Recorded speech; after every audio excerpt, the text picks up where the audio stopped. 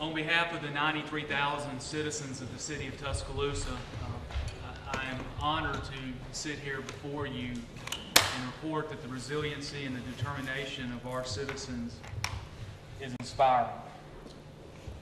A few moments ago, I had an opportunity in Air One to observe the damage from about 500 feet, and to say the least, it is massive. I would estimate on a 3 to 4 mile stretch of the city, at some parts more than a half mile wide, we have utter destruction. We have neighborhoods that have basically been removed from the map. We have businesses that will no longer be able to engage in commerce.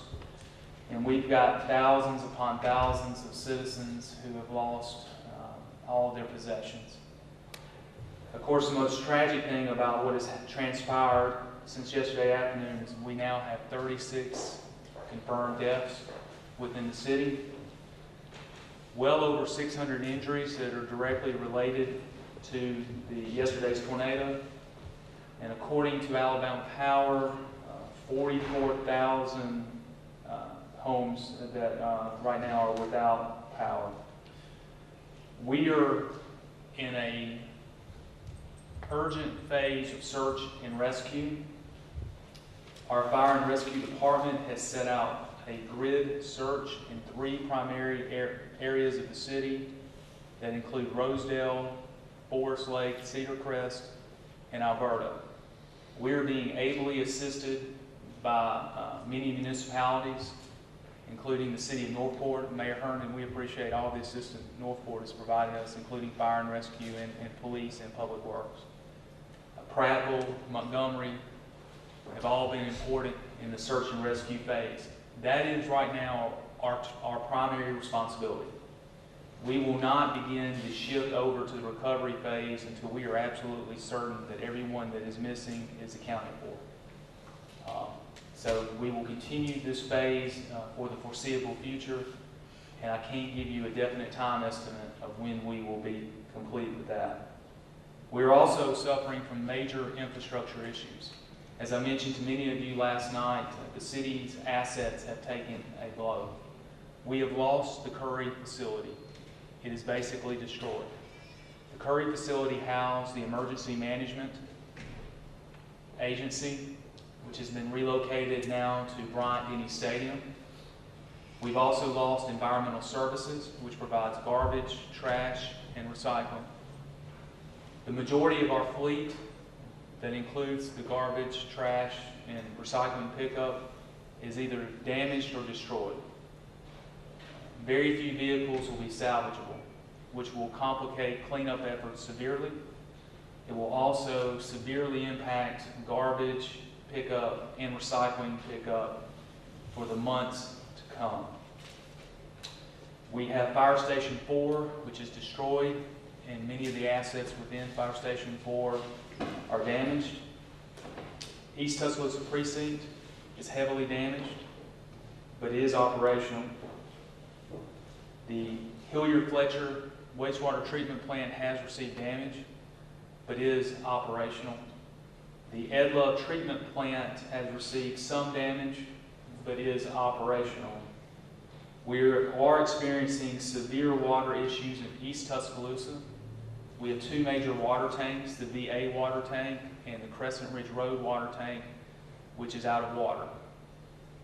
Right now, our engineers and our water and sewer staff is determining the cause of that. This is going to create potential water shortages in East Tuscaloosa. To that end, I've signed an executive order which is restricting water use across the city of Tuscaloosa, and we are asking all citizens to please conserve your water. We ask that you not water your lawns. We ask that you only use water where you need it. This will enable us to pump more water into our distribution system and keep the pressure going in East Tuscaloosa. It could be days before we're able to reestablish water pressure within East Tuscaloosa. This is vitally important because not only is it an issue of obviously health and sanitary reasons, it's also an issue of fire protection in East Tuscaloosa as well. Because without that pressure, it will greatly inhibit our ability to fight fires in that area. I also want to ask citizens who want to volunteer to make sure that they coordinate through the EMA. I don't have a number with me. Maybe if a staff member can find the number for me real quickly. I forgot to bring the document with me from command staff briefing. We ask that all volunteers coordinate at this point through the state EMA. There's going to be a meeting today at 12 o'clock at St. Matthias Episcopal Church on Skyland Boulevard. There will likely be hundreds of individuals who want to volunteer. We ask that you be patient. Right now, it's very difficult to assign volunteers because we're dealing with two primary issues. First was the search and rescue. And the second is you've got down power lines, you've got gas lines that are broken. We can't send in volunteers to areas that haven't been deemed safe. I would imagine the real impact of volunteers will not be felt within the first 48 hours of this event, but it will likely be felt beyond that. So we ask those that want to volunteer, we need your help, but to please be patient because we are working through a process to get you assigned, and I imagine the volunteer network will be overloaded. But I think that's probably one of the best problems I've had in the last 14 to 16 hours. Lastly, before I answer any questions, and then we'll begin, the City Council will begin their work session after the questions and answers, is that I want to encourage citizens as best they can to stay off our streets. A large number of our traffic signals are down and will be down for the considerable foreseeable future. Sight seekers do nothing but hold up rescue efforts. Every time you're in the street and you block a rescue unit, that could be a friend or family member whose services are being delayed. We're at a very critical junction, and we're dealing with very serious issues in matters of life and death. If you do not need to be in an area, do not be there. You can help your citizens most by limiting your travel across the city for the next 24 to 48 hours. I can assure you that the citizens of Tuscaloosa are being served by heroic first responders, by heroic public service employees who are giving everything they got to serve the people that pay their salaries. I want to close by thanking Governor Bentley. His staff and the governor himself have been phenomenal, and they are working extremely hard to meet every request of the city. We've also been in contact. The White House has contacted us, and they've pledged their full support to what we face here in Tuscaloosa. As I've told the council this individually, and I will tell you publicly, this is going to be a very, very long process. The amount of damage that is seen is beyond a nightmare. I don't know if I've ever seen in my life anything as destructive and as tragic as what has transpired in Tuscaloosa. And there's no easy solution. This will not be an easy journey, but it's one that we will make together, and one that we will ensure that a new day will dawn for the city. During this time, we ask for patience, and we ask for prayers. And I will be happy to answer any questions that you may have, and the City Council will be happy to answer any questions that you may have. Of the 36 who have died in these tornadoes, do we know how many of them are University of Alabama students? We don't. We know about 2/3 are within the city of Tuscaloosa, and I believe roughly about 1/3 are within the police jurisdiction of Tuscaloosa. You mentioned the number of injuries, that there are more than 600 injuries. Do you have any idea of the breakdown of how critical those patients may be? No, I don't. How does ECH handle all this? I believe they are handling it, but they are, I would imagine, likely as overwhelmed, or likely overwhelmed.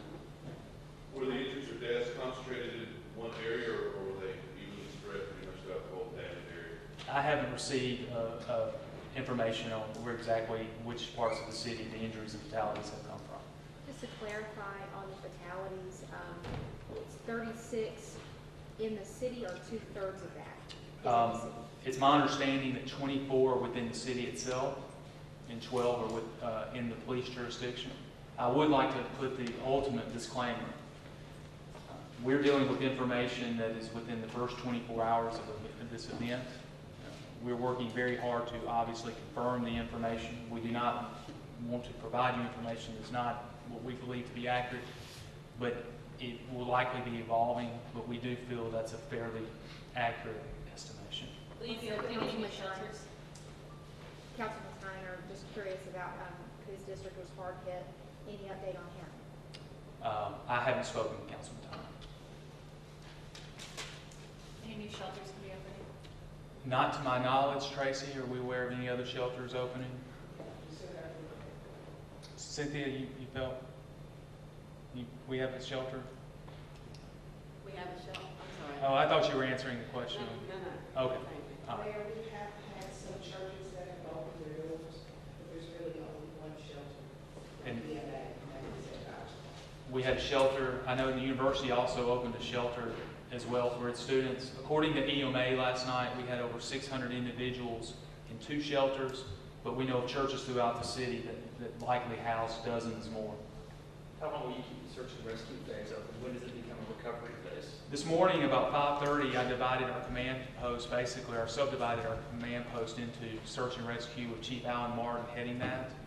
And that will continue until he advises me otherwise that we need to cease operations. Mr. Mayor, can you be more specific about the challenges you're facing because of the fact that your EMA headquarters was taken out? Well, the primary challenge was during the initial hours of the tornado when we lost communications with EMA. Because EMA is our direct contact with Northport and the county and the state government. That has been reestablished. So right now, although it's a logistical issue in terms of resource allocation, it's not affecting our communication with EMA at this point. Mayor, with your infrastructure being so hard hit, were any of the fatalities city employees? Not to my knowledge. What advice do you have for students and citizens trying to get out of town, trying to be in state leave? Patience. We are dealing with an overwhelming situation in terms of its impact on city resources. We are critically short of men, materials, and equipment. Even at full strength, this would be an extremely difficult proposition. This tornado, in the path it took, not only wreaked havoc among our neighborhoods and businesses, it severely damaged the city's internal infrastructure.